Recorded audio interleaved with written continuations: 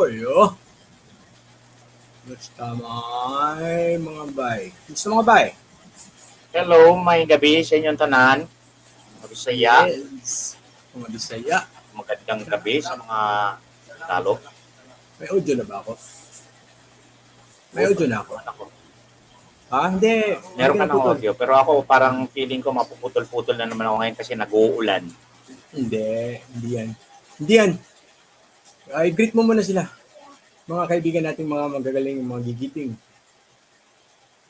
Mga mababait at masipag sumubaybay sa ating gabi-gabi. Nawawala-wala ako. Tuloy lang Oo, Kasi pero ang pagkina naman ang nag-uulan sige. Alright. I-greet mo muna sila. Naririnig ka namin. Very clear. Good evening, Ali, Salda, Javier, Ozila, si Ann, maayong gabi, si Checks and Lines, si Serena, Labor, si Yoli, Pinuya, Pinay, Paparazzi, ang suking tindahan, si Pauline, Suking tindahan. si Julius, nandyan, good evening, pare. Julius. Ay, ang ganda, maganda. May maganda. Ayun si Slitex. Maganda yung mga ano natin lagi. Si Ana Maria. Sino pa nandyan? Si Jezrain. Sino si Jezrain? Tatay Strauss. Uy, bumabalik si Tatay Strauss. Bumabalik. Si Edna de Guzman. Shout out. Si Linda. Eliaso. Si Liza. Sub-Teniente. Sub-Lieutenant. Si Norsa Loniosa. Hello, magandang gabi sa inyong lahat, mga magaganda at mga pogi.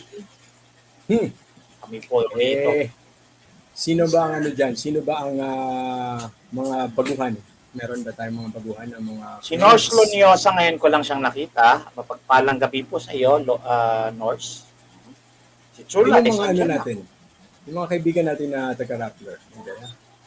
Rappler, ito si Carlo. Ito yata yung... Magandang gabi po, Carlo. Uy, may tanong ako sa iyo. Nakatikim ka na ba ng masarap na lechon paksiw? Ano? Nakatikim ka kanina.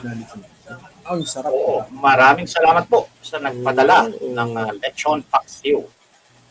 Wala muna Muslim ngayon. Walang Muslim. Wala muna Muslim. Marjorie, real. Jam.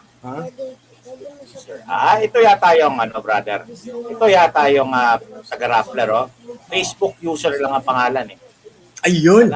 Sino? Nag-greet ba? Facebook. Nagsalita. Nag-greet ba? Ayan yan, kita mo. Uy, may smile. Ay, greet natin yan. Good evening. Judy.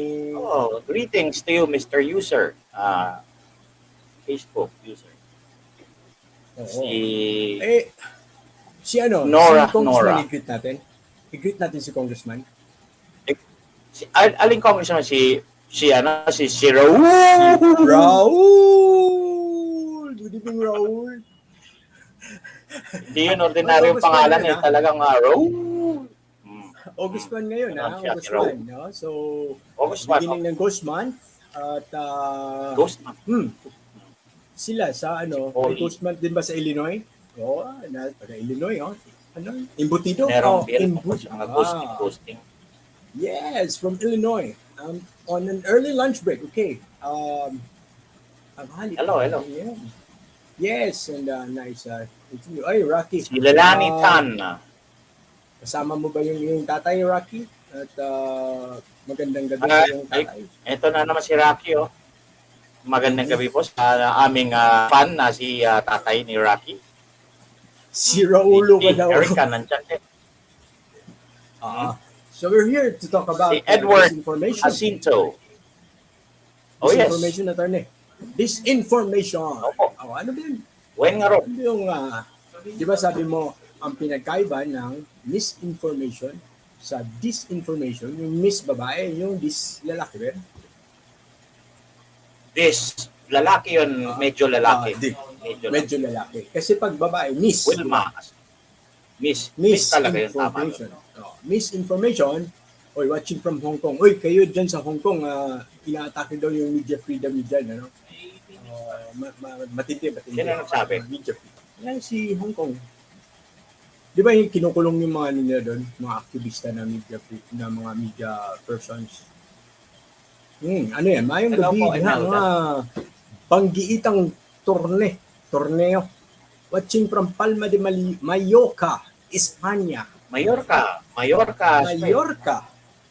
España. Hola, buenas noches. Está muy bien. Oh, from California is Remy. Okay. Remy, are you able to see our posts in California? Because here, people are complaining they cannot even scroll down our posts. Mahirap na scroll down. Wala na naman ako. Okay lang, your audio is there, your face is there, it's moving. From Japan. Okay. Good evening. So, magsimula Tampa, Florida. Wood. Gines ba yan? O Gines Meli? Saan? Hello. Ayan. Parang delayed yung aking nakikita. Florida. Yeah, she's watching from Tampa. Florida. Bakit kaya Tampa, no? Si Remy. Oh, yung mga taga, yung mga taga Montalban. Nasaan yung mga taga Montalban? At saka taga Iloilo. May mga taga Iloilo dyan. May nga gabi sa Induga. Ang pagal na naman internet ko. Internet ko. Maganda.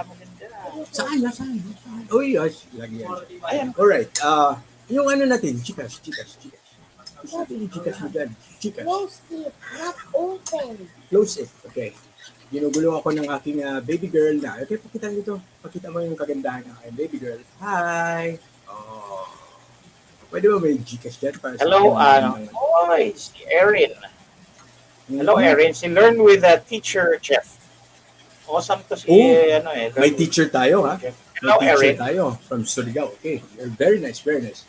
Teacher, today's lesson is disinformation. Alright, we'll add it to stream. Alright. Meron tayo si Jonah Wyndham from Wales. Si Marjorie. The Prince of Wales. Alright. So, what do we mean by this, ha? Si Lorette. Alright. We have theories of communication. Diba? What do we mean by what, sir? We have theories of communication. No? We know that from school. And kagabi, we tried to break down the construction of a message. Tama ba tayo, from the assumptions to the ano yung kasunod ba? Assumptions, the grounds ba? Conclusions, premises. The premises and then the grounds, no? Then the conclusion. And how we break down a message na incomplete, message na complete, okay? But that is a message with no intent na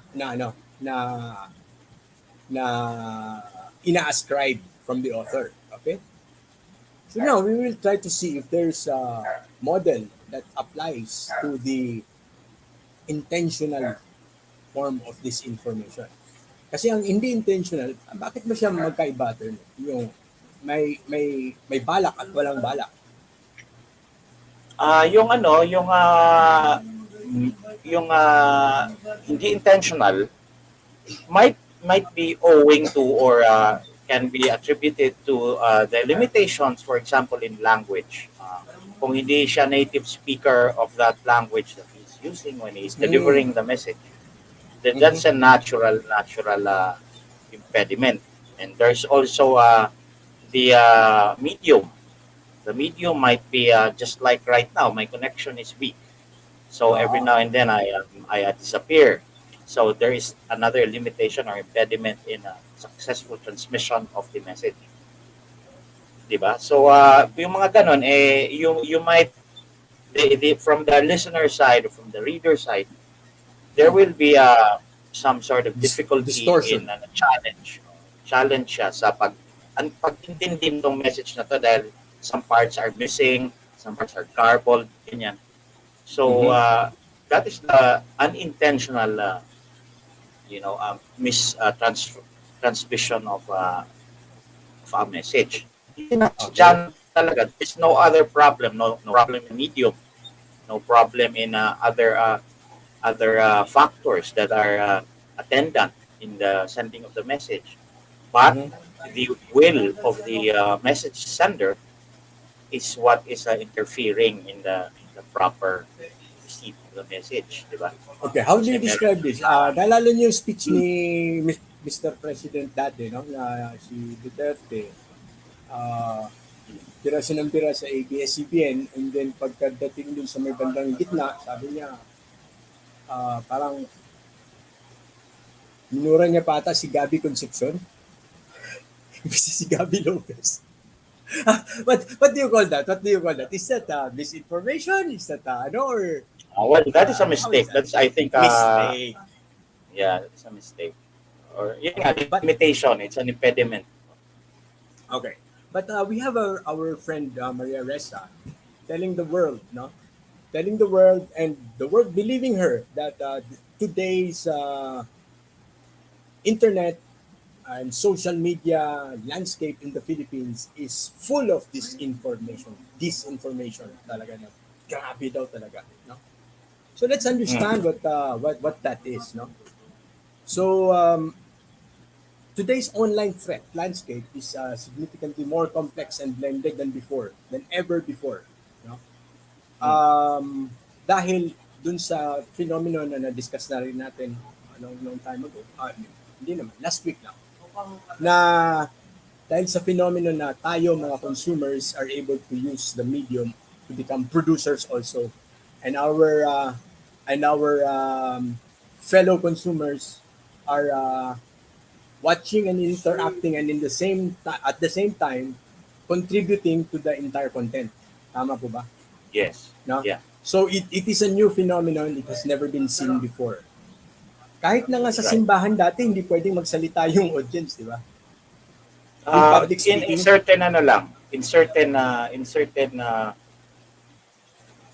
formulaic Responses. instances na pwedeng Oo. ng mga tao the lady. Yeah, but like your regular speech in a stage, di ba? The speaker doesn't converse with the audience. Unlike us, no, we can No. actually just pick up their message and then we can react to it, and then their reactions can, it's really different now, no, and because of that, no, Bye. this new, ha? Ang hina Ano na nangyari naman. sa'yo? Hindi, it's okay. Sige lang, So continue. this new system or this new setup has allowed some manipulators to use this emerging communications channels for actual disinformation. Now, okay, saan ba ito nakabase, no? I'm using a material produced by, wait lang ha, I'll go back a little bit ha. Produced by GDI. GDI is a global disinformation index. Okay, it's a group that claims to be private, and they do not get any funding from media companies, and they do not get any funding from tech companies. So they're very selective about their funders, and they would like to be as transparent and as objective in their assessments as possible. Their reports, which are, because they're quite new, they were just organized 2018, I think. But their reports are being cited even by the United Nations. Okay, and as of now, they have not made any report about the Philippines. Okay, so the GDI network Continue. has has provided us these materials, and we have to acknowledge them, no? Okay, so I call this no, yung nangyayari ngayon sikuhan. Para sa basketball, no? Ngayong gabi, no, sikuhan meaning you wade your way through a crowded space, like ikaw yung si Jaworski na gustong pumunta sa stage. Hello, ni Ahmed, okay. Naalala mo si Jaworski na trying to wade through the EDSA DOS crowd? Naalala mo yun? You're a big man, you have bodyguards, okay? And then he was booed out and then he went back. Naalala mo yung eksena? And who can remember that eksena? EDSA DOS, there was a lot of people in that area in Robinson's Galleria where the shrine is. And then, Jaworski was a known Arab supporter. And then, nung parang tagilid na talaga, bigla siyang bumaliktad. And you know, Jaworski, he would stand out sa isang crowd na puro hanggang dito niya lang yung mga tao, di ba? And he was, di ba? Oh, and he had 3 bodyguards around him. Grabe. So he wanted to wade through, but the crowd pushed him back. Now, this is like the same situation now, no? They have recognized, what I mean they is the mainstream media, especially itong mga experts, like the ones who are providing the materials that we've been reading, the technical daw na mga studies, no? And justifying na kailangan nila tayong pigilan. Alright? So, sikuhan. Tama ba yung term na yun?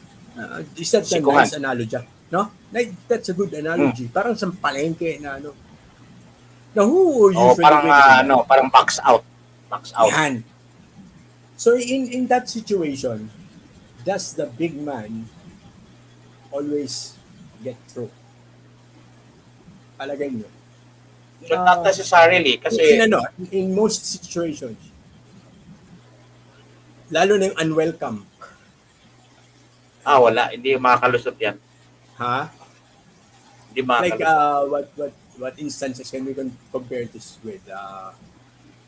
Pinalis siya doon, yes. And, kasama niya ba si Ting-Ting o si ano? Yung nagkakabayo. Ting-Ting kukuhaan ko. Ting-Ting, okay. Ayun. Kala niya, sasantihin siya ng mga dilaw. Oo nga, mga dilaw nga pala yun, ano? Dilawan yun. Yung crowd na yun. So we were there. Hindi they were not all dilawan. Some of them were from Lakas. So that's Gloria. But most they are of not them, dilawan. They are entirely different. Pero si Cory kasi ang nag-call out nun eh. but most of them Cory Aquino kasi ang nag-call out nagbitbit ng media. Tama? Most of them ay hakot ng media. Nadala ng media. Nadala sa disinformation. Okay? So intro lang ha. Today's online threat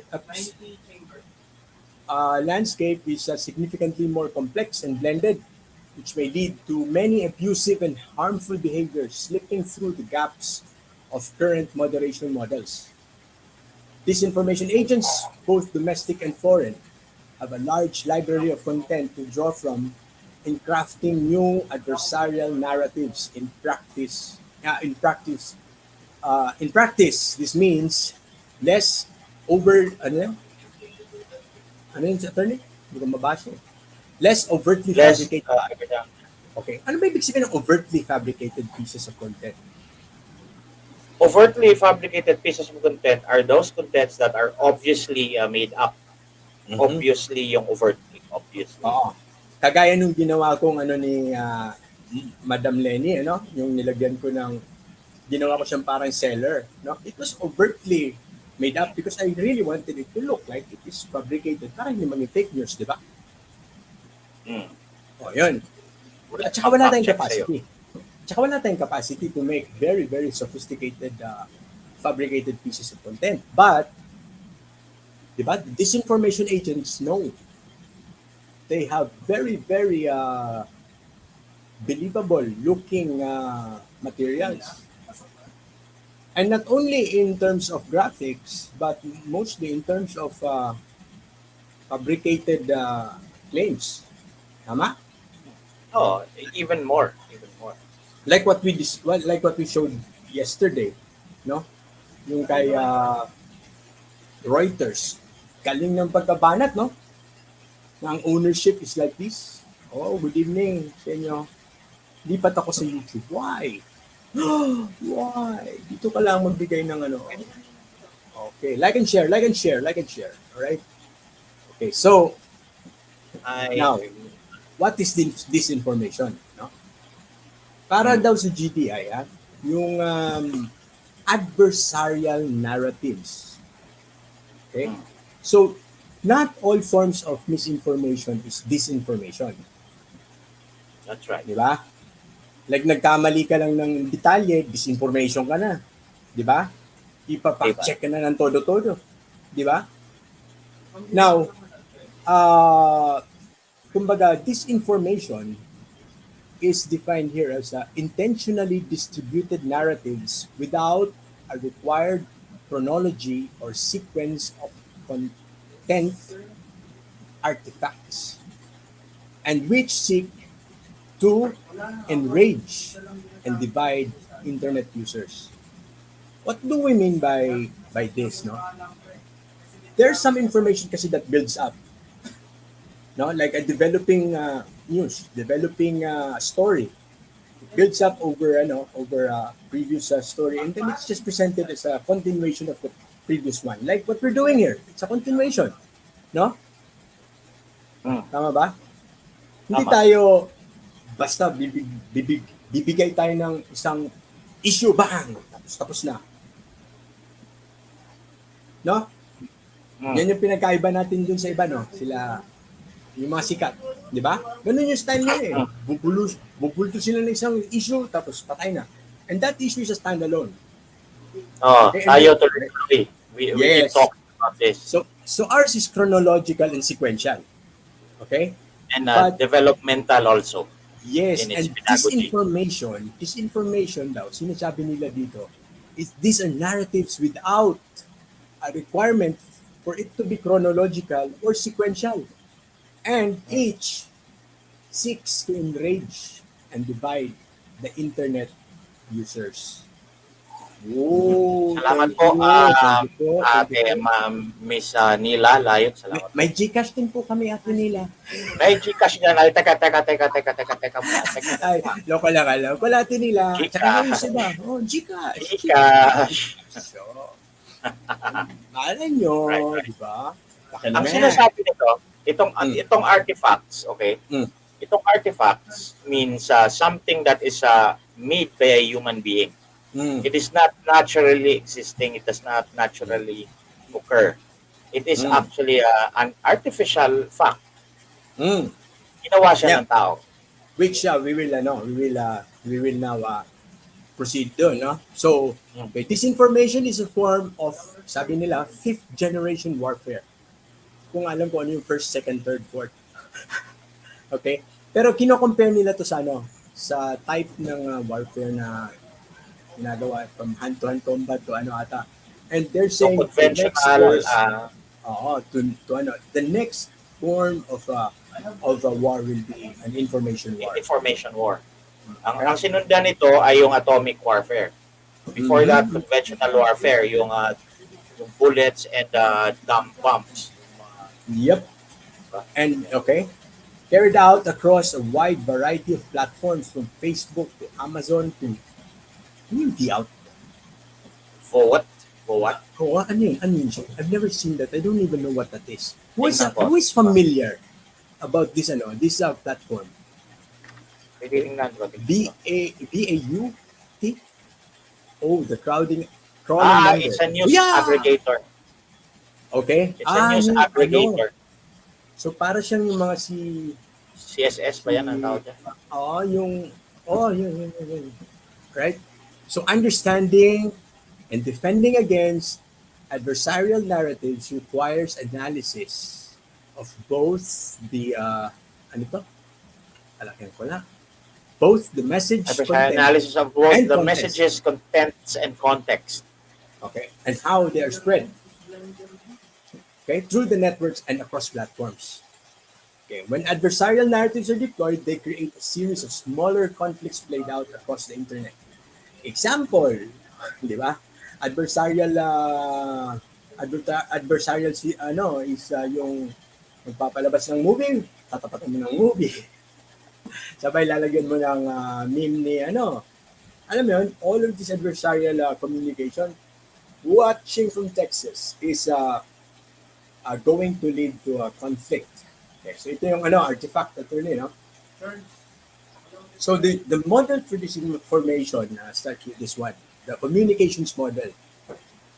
Transmissions generally consist of user-generated content, no, or the artifacts, yung sinasabi ni Attorney Ahmed, hosted by a system. Okay, now you will see that the system here is a blue and light blue, and it's just divided in the middle diagonally. So ibig sabihin, it is actually a mix. Yung sinasabi natin that the producers and the consumers, they all mix up, no? It's hosted from from the input side in the left. Okay, they post the message, becomes an artifact, and it delivers the payload. Okay, and the payload is the one that influences behavior. Why gusto niyo mas? Mr. Sunny Baronia. Si Sir Sunny ba ay taga Bicol? Okay? So, okay, let's look at this. Before, yung ating communication sa model is just the speaker, from the speaker, and then the message, and then the medium, and then the receiver. Tama?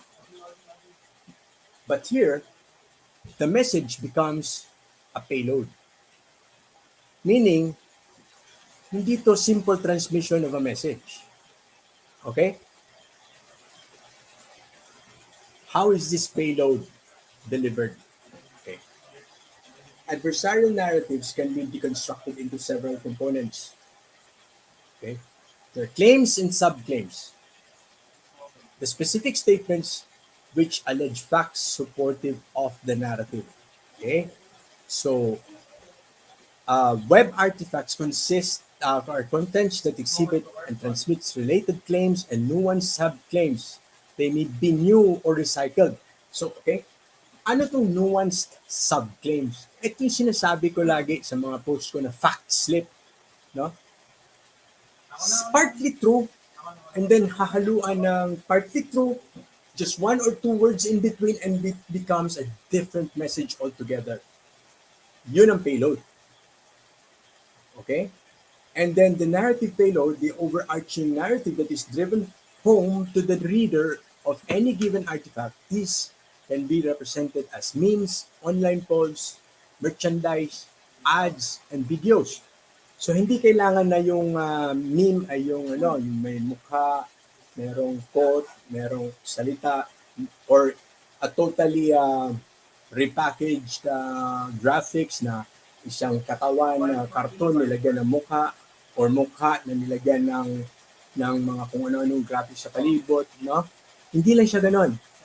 Okay, memes can actually be in the form of merchandise. Pwede may baso na merong message, o di kaya pagkain na merong may ibig sabihing iba. Right? So, are we following this well? Are we understanding this, o meron kayong questions so far? Totoo na to. Moving to mobile. Mahirap ba yung signal namin? Is our signal so ano? Okay.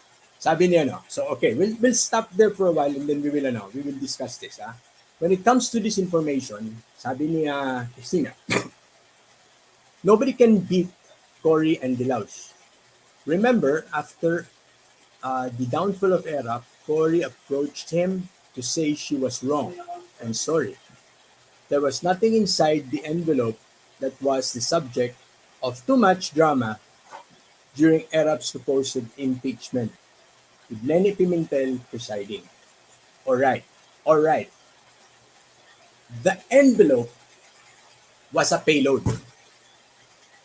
Okay? In this narrative, the message of that envelope na ayaw pabuksan was the payload.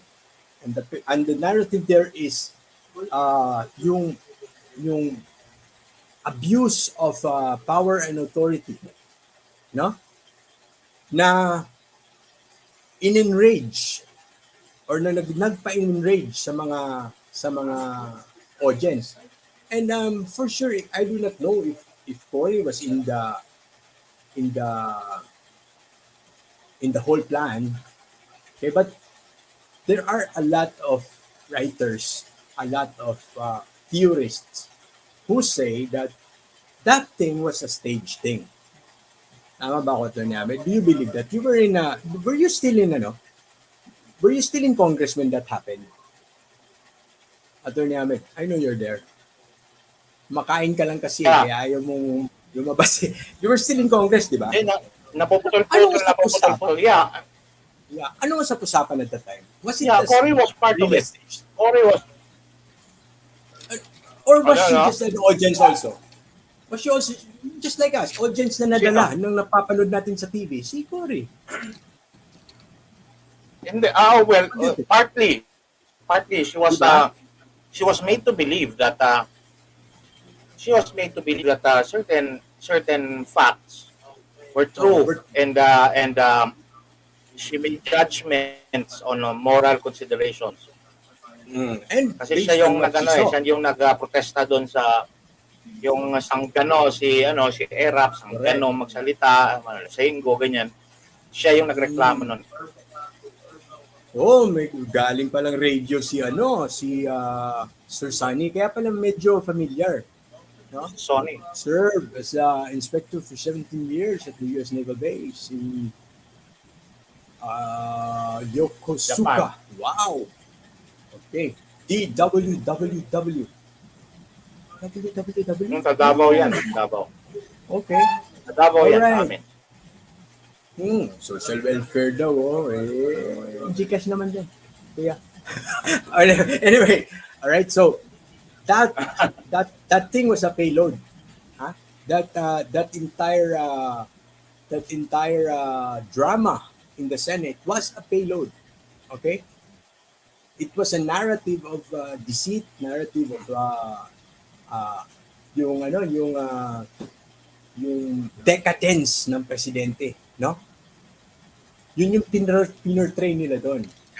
And it was rightly timed so that Gloria will take over at a point where she can still be re-elected. Kasi if she took over a few months before the third year, then she would just be serving the unexpired term. Tama? Of the predecessor. Pero after third year, dahil less than one half, pwede siya magpa-re-elect. Yun. Now, how is it delivered? In the theory, they actually name a lot of mga mahirap i-pronounce na mga names ng mga theorists. So the first way of delivering that payload is this, yung batingaw. Na-explain na natin itong batingaw before when we said that kakaiba siguro ang mangyayari kung kunwari si Ivan Mayrina yung kinakasuhan kagaya ni Maria Ressa. Naalala niyo yan? Na?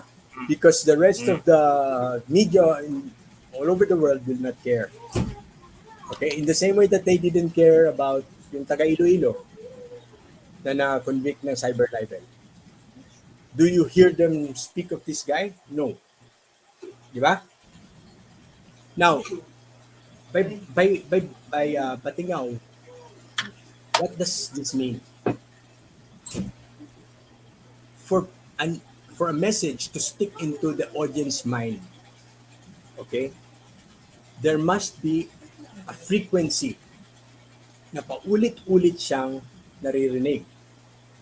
And not just through one medium, but nag-echo siya in another medium. Okay?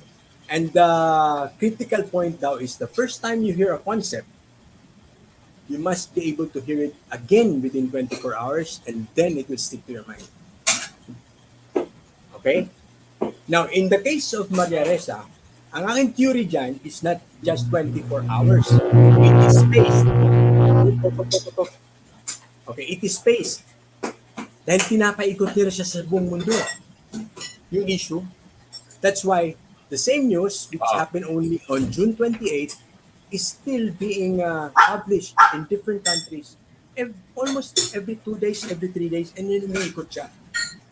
Okay? It goes around and around and around the same story. Yan ang batting out. So frequency. The closest analogy will be advertisement. Di ba? Advertisement, you will see it in your phone. Pagtingin mo sa TV, nandun ulit. Pagbukas mo ng dyaryo, nandun ulit. Wala na, nakapasok na siya sa utak mo. Tama? Pero the other method of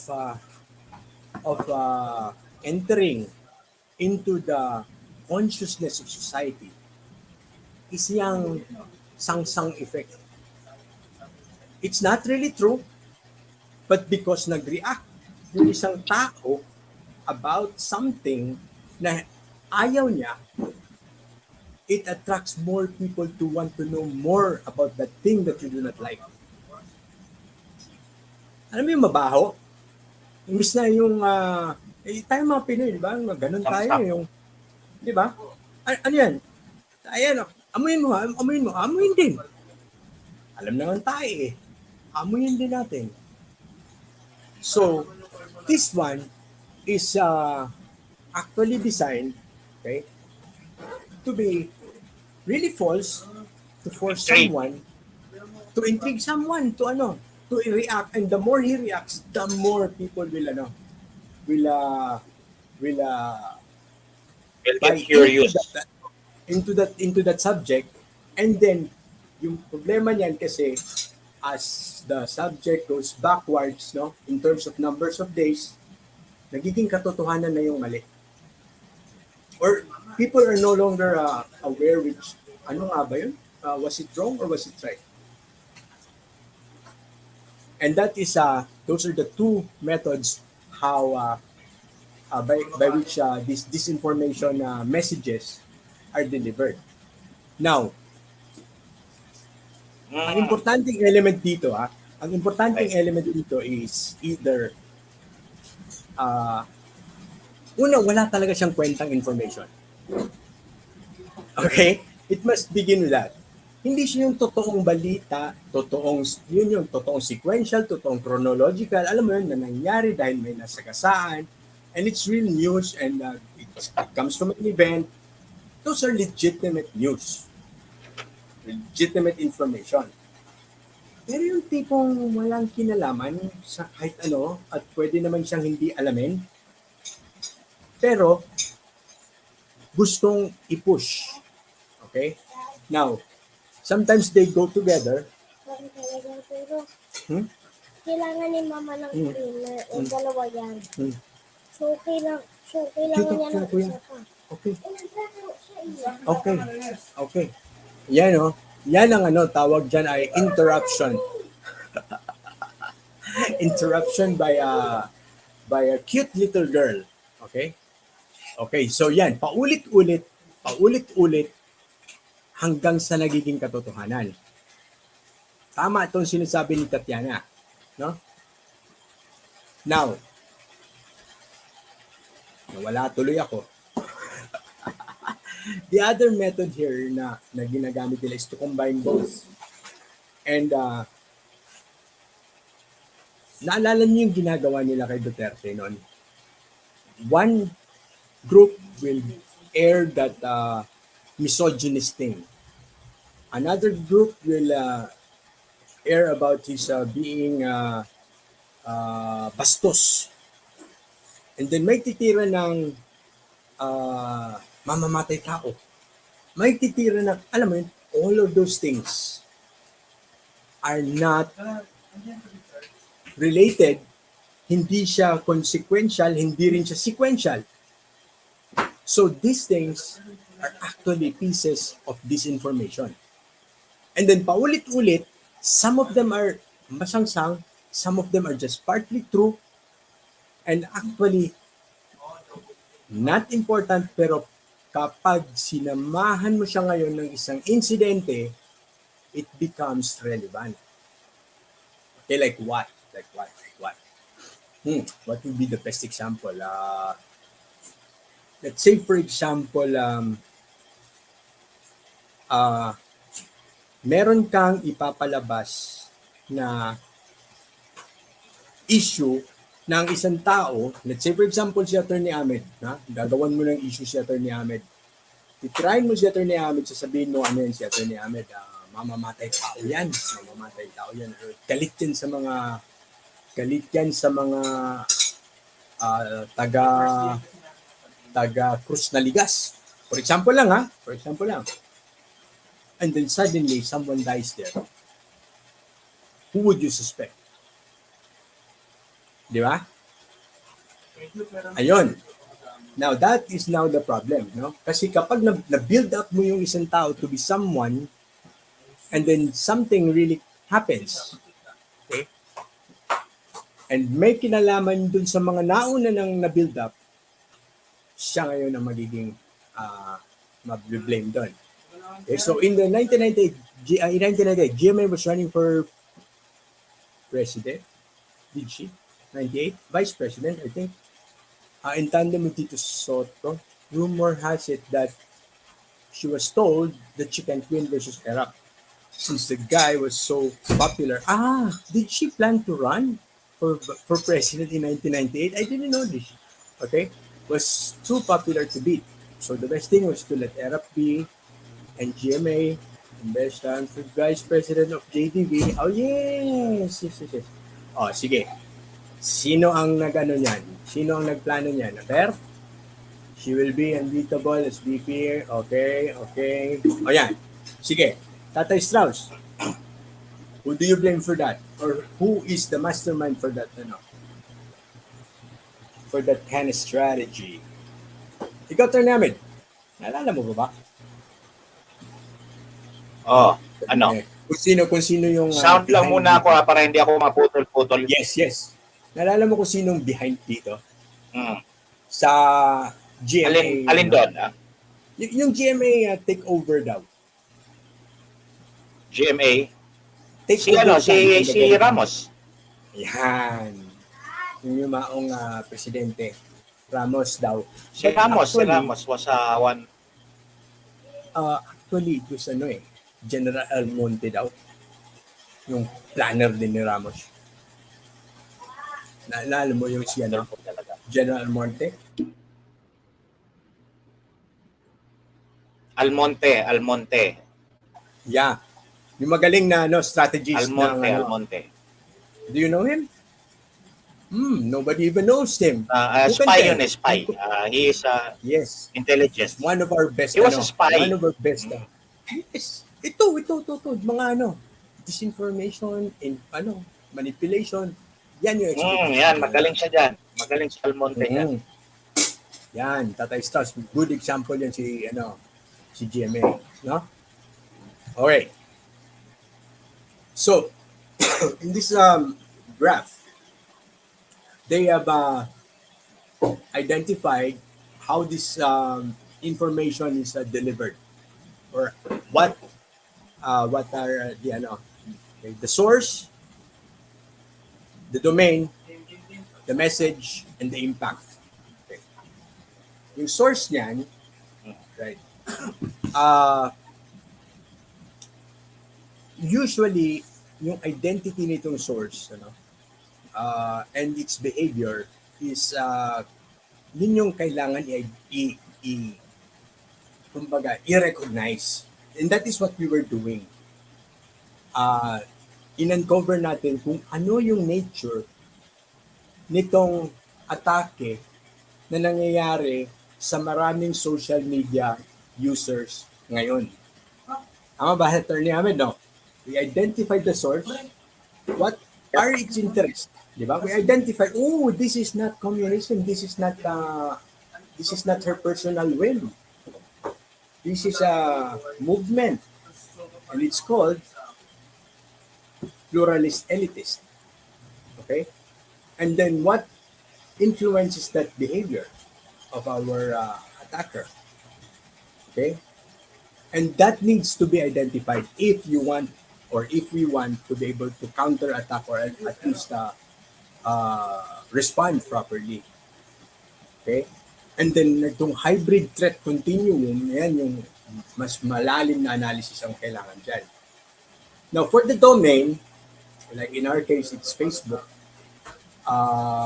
Pero yung bawat social media platform kasi, or bawat media platform on the internet, ay magkakaiba yung kanilang mga characteristics. Right? So yung the function itself, yung functionality ng platform, and then its artifact characteristics. Is it the type na hindi mo na makikita yung nasa ilalim? Or is it the type na, like si Twitter, di ba? Ang hirap mo nang i-scroll back. No? So it's the type na yung ngayon lang. Okay? And then yung artifact lifestyle. Okay? Is this the type na papanoorin mo lang, titingnan mo lang, like let's say for example, YouTube. You don't really share YouTube much, di ba? You go there. Or in the case naman of Twitter, yun, sinishare yun. And then itong Facebook, sinishare. Ano yung mga interventions available? Anong risk dyan? Can it be just pulled out? Sino yung ano dyan? Okay? And then, does it cross domains? So, base dyan, makikita nyo kung ano yung movement ng attacker. Now, the message itself, okay? Ano yung content, characteristic? So, ano yung motive nito? Ito, paaway ba to? Away effect? Paawa effect? Oh, ito, ina-attack ako, binibira ako, inabuso ako. Yan, paawa yun. Kung ang motive naman ito mga gunggong kayo, mga ganon, no? Di ba? Pa-atake yun. So, di kaya yung mga parinig. At meron namang narrative, no? Yung dramatic conflict. Yan, dito nga expertise na ito ng mga journalist. Yung cultural context, okay? Ito yung ano ngayon, yung kabig, no? Yung nagiging tayo na, yung isang issue, nagiging napapasali ka na sa issue, yun na yung delivery ng payload. Yung when the audience now feels to be part of that issue, ayun na. No? Andun na yung mga adversarial, yung reaction, nagagalit na. Di ba? Now, in the impact, okay? So, the impact has to be evaluated well. No? Like in our case, the impact is lowered circulation. Okay? And with lowered circulation, nami-minimize nila yung ating yung paglabas ng ating mga messages.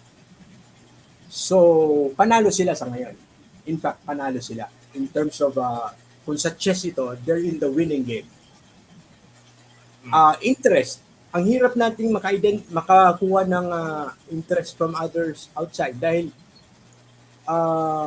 hindi tayo naririnig. While on their end, okay, a lot of people are able to identify because nabembang nila yung buong mundo. They hear it from Reuters. They hear it from Rappler. Freedom House. They hear it from Freedom whoever. House. Oh, yes. So everyone will identify when Reza says, I'm being persecuted here. Alam mo ba, Attorney, nabasa ko kanina yung kaso niya dyan sa tax. Yung tax case Ano naman kaso? Ni Rappler. Yung tax evasion case. Okay. There was a decision by the Court of Tax Appeals. Okay? They always refer to this as persecution. Okay? Yeah. Nung nabasa ko yung decision, alam mo ba na ang issue dun sa decision is this was just an interlocutory decision, no? Pinapa-reverse niya yung denial ng court dito sa Pasig ng kanyang application to go to the United States to for the launching of 1,000 cuts. Oo. Anong 1,000 cuts? Hmm. But before that disapproved motion, alam mo kung ano yung pinapa-move niya? Arraignment. Na-move na yung arraignment niya for 2 years. Hindi pwedeng i-move yung arraignment kasi that will cause the right of the state to sue. It will prescribe. Alam mo ba kung ilang beses na na-move? 15 Na-postpone times. ba you mean? Na-postpone? Yes. Because every month meron siyang trip to the United States, trip to Bangladesh, trip to wherever, trip to Jerusalem every month. And every month, pinapayagan siya ng court. And then, when it came now to that month na walang flight kasi may COVID, sabi na ng korte, hindi na ako papayag. Kasi lalo na, nagkaroon siya ng conviction. Okay? And so isipin mo, pinapostpone niya for 20 times. Or 20 or 15 or 20 times. Na ako nakarinig ng ganyan.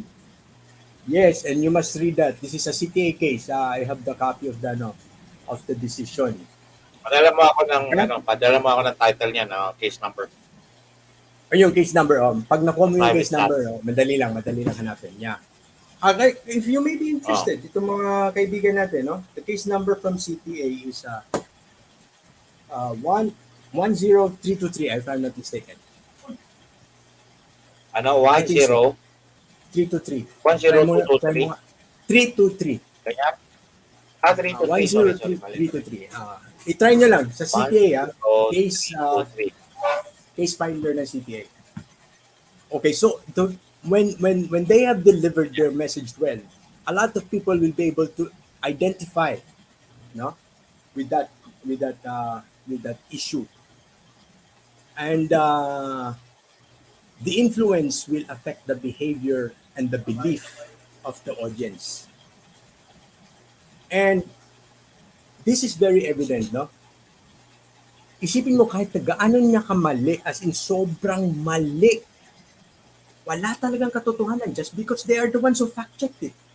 Nobody will check on them. Okay? And the harm that is caused is radicalization. Okay? Now, itong radicalization na to, imaginein mo, right-wing elitist radicalization. Oh my God, really that bingas. Doon na ako sa komunista. Huwag ko kapipiliin. Di ba? Charlie? Turney, saglit lang ha. Sikasuin ko lang yung aso ko. Yun, tinatawag ako eh. Kung may salita sa akin. Nandiyan ka ba? Med? Ay, hindi kaya. Ako na muna. Halika na lang dito. Right. I'll just bring my dog up. Alright. Okay. So now, sa ating mga friends. Okay. Good evening from Israel. O kayo, marami kayong ganitong issue dyan sa Israel, no? Ma'am Tess. Have you, do you relate to this graph that was made by the GDI? Okay. With this, you will see na structured siya.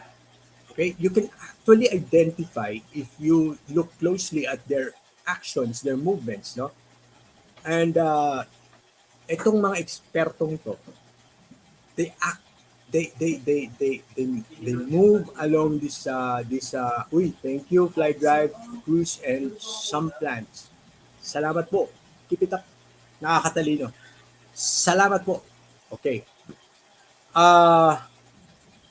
Now, etong impact dito natin makikita kung effective ba talaga. Now, they are saying na tayo daw yung kalaban in this case. Do you see us, ngayon nga lang namin 'to nakikita, etong ganito ka tinding, kumbaga ganito pala 'to ka-structured. Ikaw, Attorney Ahmed, if you were, just you, ikaw, are you aware na ito posibleng gagawin, kayang gawin? Nandito pa ba itong tao? Well, Yan. pinag-aralan ko kasi yung can you hear me? Yeah, good. Yeah. Okay. Napag-aralan ko kasi yung as part of my own research noon nung nasa kakagraduate ko lang ng law school. I studied propaganda. I'm almost for almost a year I read about propaganda research ko kung ano. And the analysis that was being employed in the research on propaganda is like this. Pero this is more specific on the issue of propaganda online. So this is more specific kasi yung sa akin ang inaral ko propaganda that was ang pinaka-latest nga, pinaka-advanced nga na example sa propaganda na inaral ko na sa social.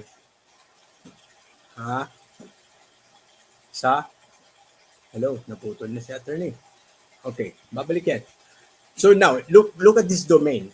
Actually, ang nagbago dito ng matindi is yung domain, no?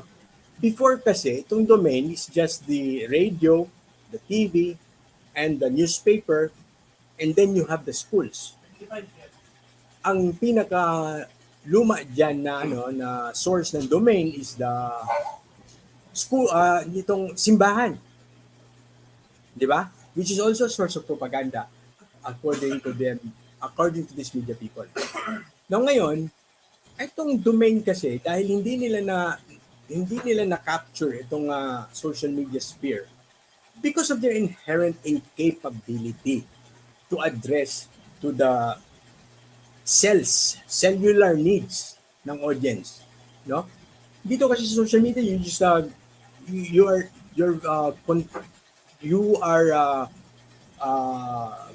confined to very small close-in combat to dito niche marketing. Isipin mo kung nagsusweldo ka ng mga tao. Tama? Buti na lang kung nandyan si Fly Drive and Cruise some plans, di ba? Magbibigay ng 999. But that will not be enough to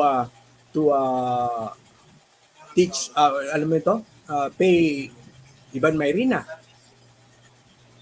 Okay? That will not be enough to pay a regular radio reporter dito sa Metro Manila. And this is not the type of thing that they would like to do. Tama? And ito yung diyan, no? Naiiwanan sila dito sa impact side. So, for them, they're trying to deliver a message not actually to the users. Pansin nyo ba na kayo ang kinakausap nila sa message na itong mga social media influencers sa Pilipinas ay mga agents of disinformation? Do we even hear that among ourselves? Hindi masyado, attorney, di ba? Or we hear it but not in the way that they are presenting it now, na nakikita natin how formally to the international community na via research papers, via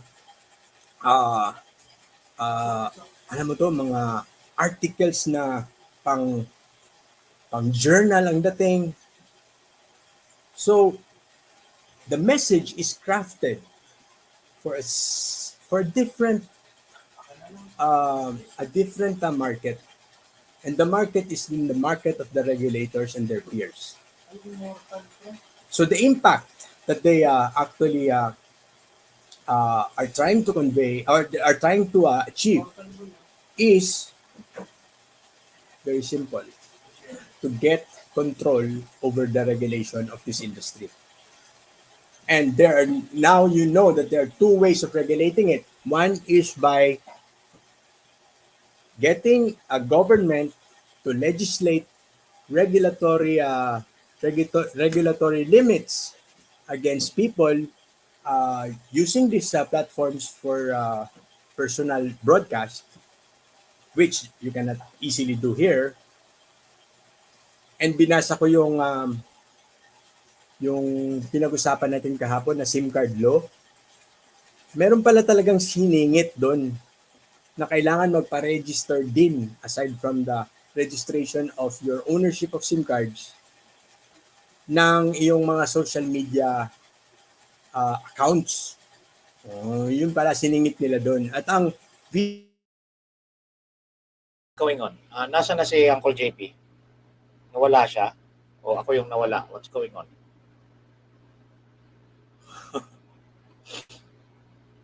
Hindi ko na maintindihan nung nangyayari dito.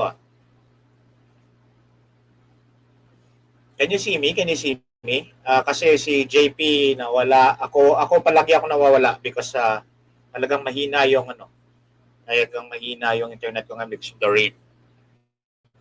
I don't know why that happens here in Cubao. Here, JP is back. JP is back. I do not know what happened. Naputulan ka rin, ano? No, my computer died. I don't know what happened.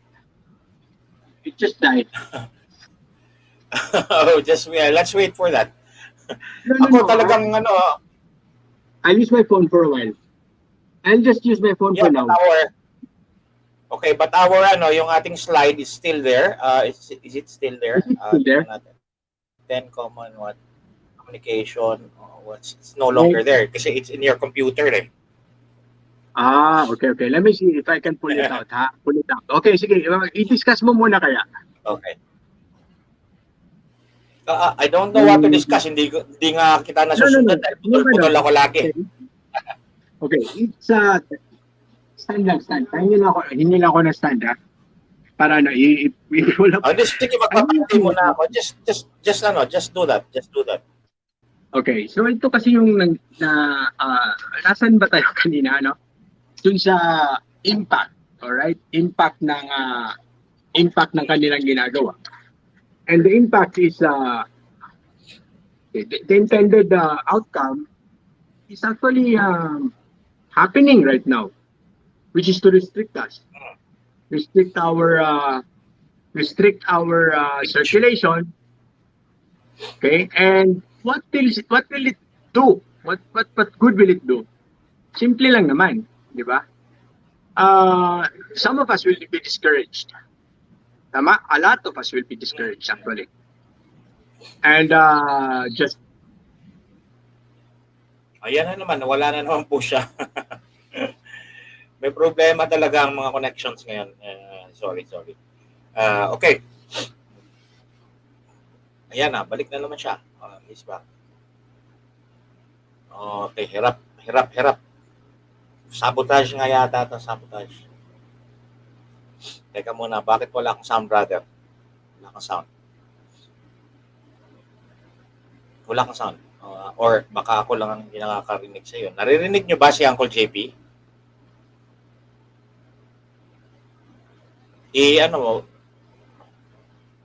I cannot. Naririnig nyo si Uncle JP?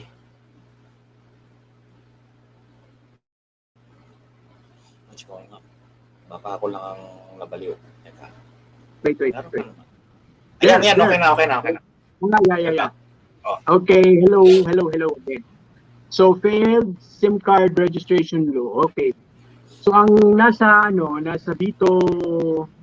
veto message ng President, sabi niya, I am okay with the SIM card registration, but I do not think that it will pass the kumbaga ating stringent constitutional what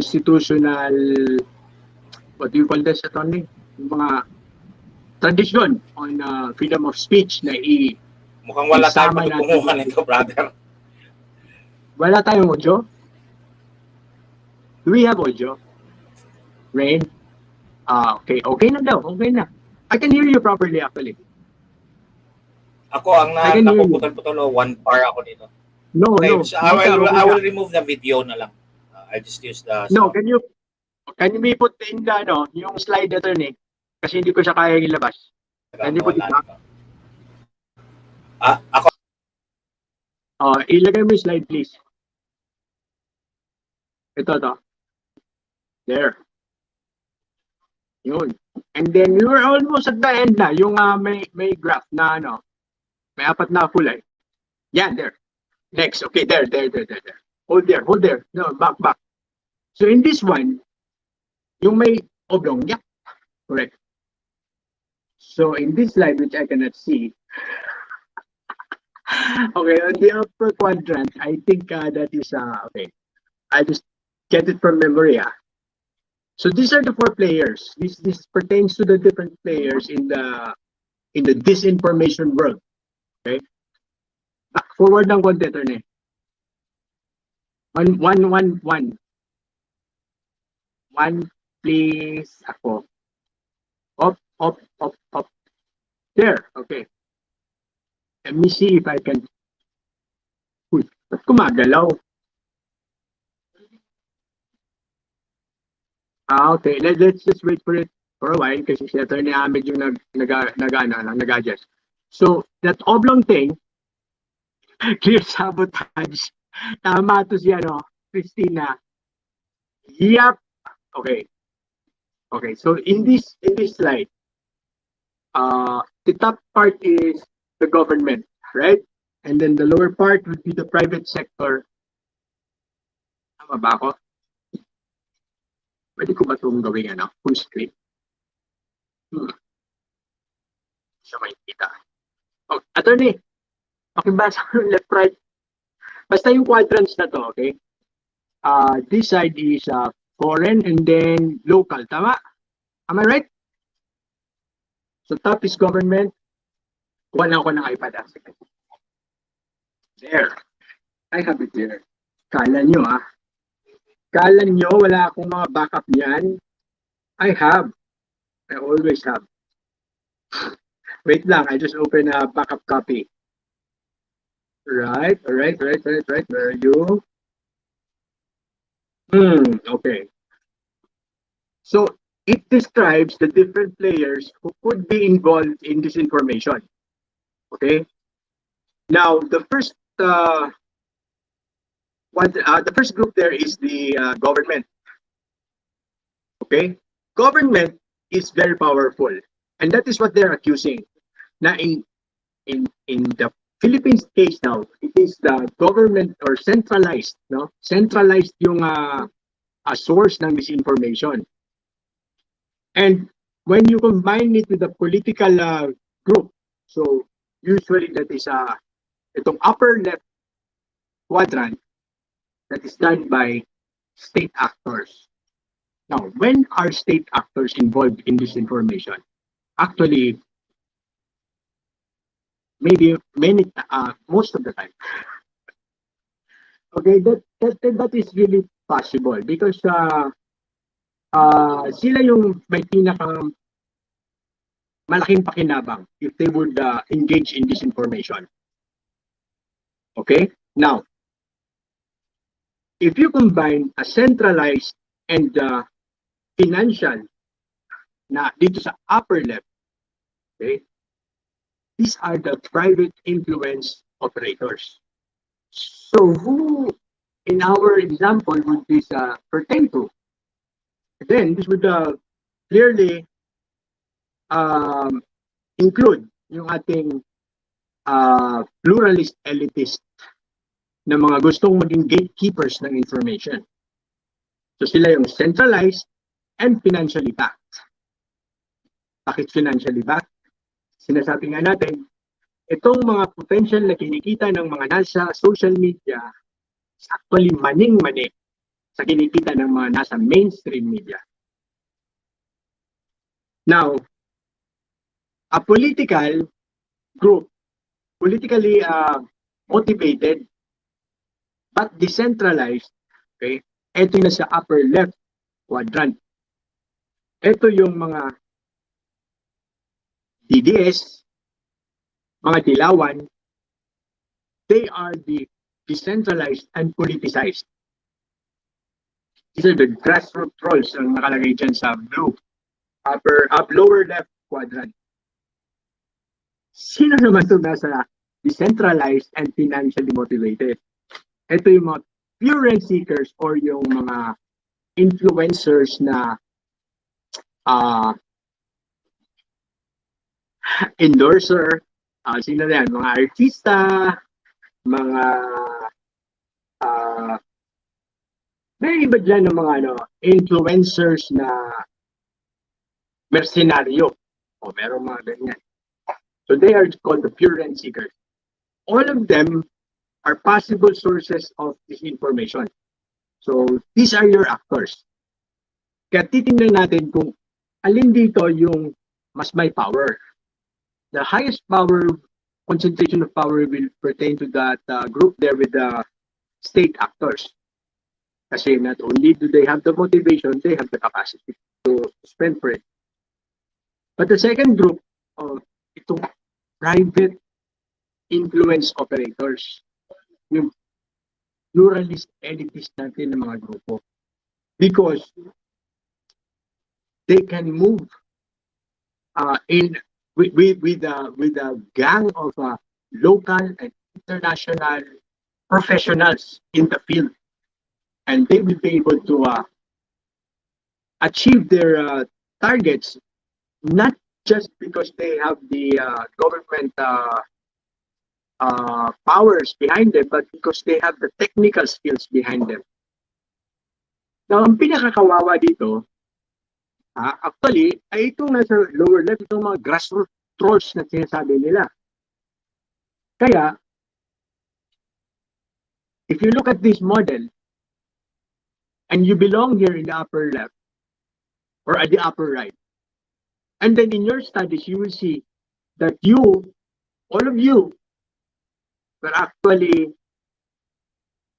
not able to control, or alam mo yun, natalo kayo nito grassroots trolls. Nakakahiya, di ba? That is a very, very shameful situation.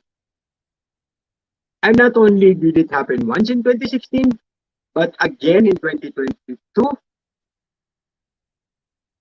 Would you allow it to happen again in 2025 and 2028? I don't think so. All right. There are studies that we have shared with you, all point to their conclusion that we are a threat to them because they need to be the gatekeepers of information. Those are their words, not ours. Okay? And these pure rent seekers, at sino pa naman manalo dyan sa gulo na yan, labanan na yan, sila lagi, nandiyan lang yan, mga artista, mga ano. Okay, they're decentralized, but they're pure rent seekers. So, with this model, can we move forward? Can I move forward? There. Just look at this. How influential are we in the Philippines in this analysis?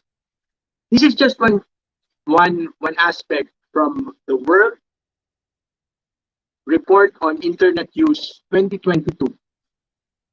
I'm not so sure about the title, but this is the world analysis ng internet usage of media, for media.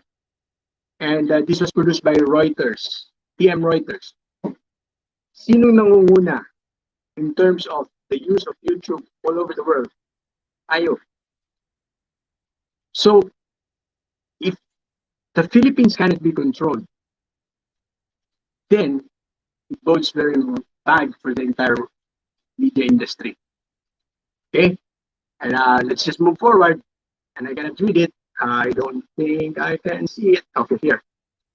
Now, so to fight this information, we must employ the same models that they're using for dissemination of correct information. That's just my theory. I do not know if you agree. Now, we must fight back with the same things. And then, yeah, na natin yan siyang puntahan. But the next important point here is ito. This is the one. Salamat po na ba yan? Hindi pa.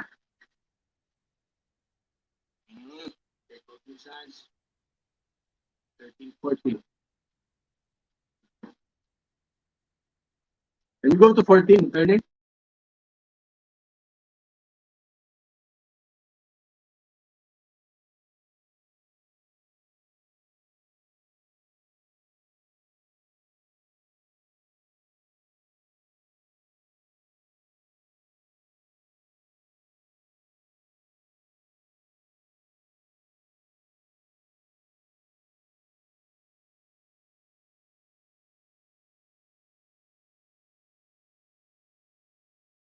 Special features, their articles, their technical documents, their journal entries about this.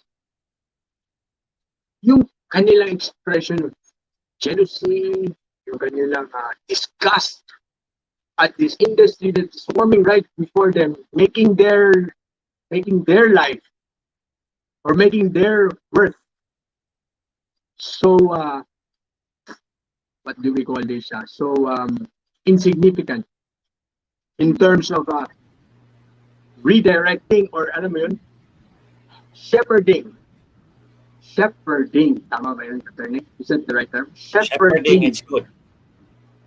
Yan, shepherding the poor and hapless and mindless flock of the population into voting for their chosen candidate. Wala. Bagsak sila. So some are really hell-bent on annihilating their prospective competition. So, and they're proud to say it. They're very proud. Yun lang. So, salamat po. And, Ernie, can we, pasensya na po. Pasensya na sa ating mga technical issues dahil, I-upload natin itong slide. I-upload natin tong slide sa Luminous at saka sa isang dangkal. Okay lang kaya yan. Para ma-download nila para makita nila on their own. Yes, and we'll just add the attributions dun sa mga pictures para wala tayong copyright issues sa dulo. Okay. But we give due credit to the GDI, which is the Global Disinformation Index. And before you will call us disinformers here in this country because wala pa naman silang nagagawang ganon.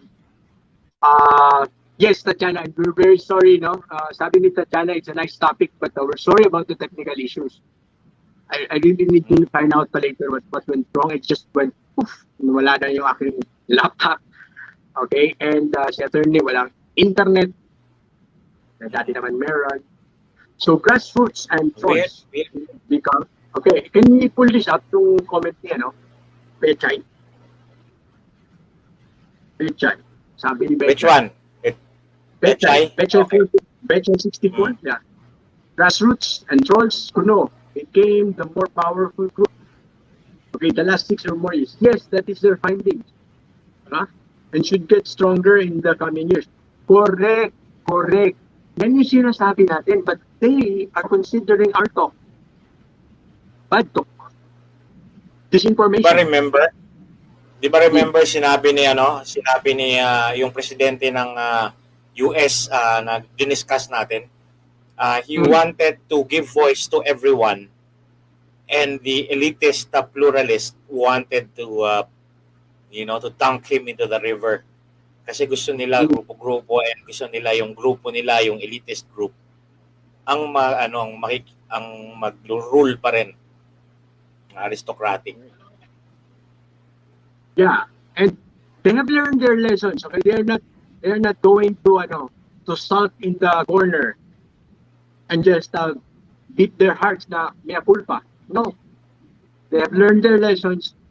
They're attacking as early as now for the next election. And the next election is just 3 years away. And by 3 years, konti na lang kaming matitira. Nandito pa rin tayo pero wala na tayo sa Facebook. Yeah, because kayo rin, mawawala na rin kayo ng gana because wala na kayong makikita, no? Yung mga audience magkakawala-wala na because abnormal naman talaga yung ating usage dito na social media sa Pilipinas compared to the rest of the world. We're so advanced. And what happens here is a model for the rest of the world. Di ba? Kaya, andyan na yung napauna na yung Nobel Prize to establish that credibility for their champion. That's right. Which we will discuss within this week. Ready? No? Yeah, The let's do that. Yung Nobel Prize, tingnan natin. How many Nobel Prize holders are actually heads of states or became heads of state? So, ibig sabihin, what are the chances that Maria Ressa will be the president of the republic? Well, that will be the day. Well, di ba? If you look at chances, di ba? Tingnan natin. What are the percentages, di ba? Ilan sa mga Nobel Prize. And ilan sa kanila ang naging mass murderer, mga Peace Prize holders, mass murderer, genocidal, and then yun. Merong sobrang despotic. Di ba si Aung San Suu Kyi, napaka-despotic, napaka-autocrat. Oo. Mantakin mo pati si Woodrow Wilson pala, Nobel Peace Prize holder. Oh, yan yung nagpasimula ng giyera doon para makuha nila yung yung Texas at saka San Francisco sa California. Hindi lang. Siya yung From the presidente at pinapanood lang ng mga Amerikano na mamasakir yung mga Pilipino sa Tacloban. Woodrow Wilson din yun. Yan. Mga magagaling na tao. Yan yung mga may Nobel Peace Prize. So may mga katanungan ba? Hindi na siguro natin pabuti ng 2 oras. Pero 1 hour and a half. Hindi na. Kasi kahit ang technical. Okay na yan. Oo. Tsaka nawawala-wala What talaga. questions? We have 5 minutes. Yeah, tuloy natin to bukas ng live natin and then sa tambayan kung gusto nyo ring manood, we will also answer your questions if you show up there. Attorney. Kailan ba tayo mamimigay ng ticket na pinangako mo sa akin? Ibibigay ko sa iyo, teka muna. Gusto mo ngayon magkita tayo somewhere? Hindi, mga bukas na lang. Okay, so magkakaroon tayo ng giveaway tickets dito sa sa isang tanggal, mamigay ka. Dito sa JP Live, AGP and JP Live, ha? And Sure. And then we'll have to prepare because nag-permit si Attorney Nick Wednesday daw. Nakausap mo na siya? Yes, Wednesday sabi niya. Kasi ako pupunta ako sa Tarlac sa Clark on Wednesday. Ng hapon. Bakit ayun? Kasama ka? Ayun. Kasi, hindi, tayo? 3-way. Threesome. Pwede. Yeah, pwede. Pwede mag-threesome? Pwede. Tayo pa.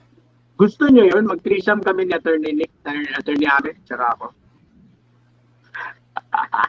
Sa Zoom na lang tayo, Sa Zoom na lang tayo, no? Sa Zoom tayo. Yes. Pwede naman natin yung live, yung Zoom. Yung Zoom, i-live natin dito sa StreamYard. Alright. Diba? So, thank you daw. Thank you. Sorry for the technical aspect. Feisty, what's that? Feisty zest. Yeah. Sana may naintindihan kayo din sa kami. May naintindihan kayo nila. Kaputol-putol tayo eh. Oo nga eh. But anyway, i-upload natin to bukas sa isang tangkal at saka sa itong slides. Information to you guys. Maraming salamat po for your patience and all that. We appreciate it. Good night. Love you all. Good night. Music. Where is that music? Ano bang music natin yan? Malungkot muna. Rock. Rock? Sige, rock. Rock and roll and bye-bye.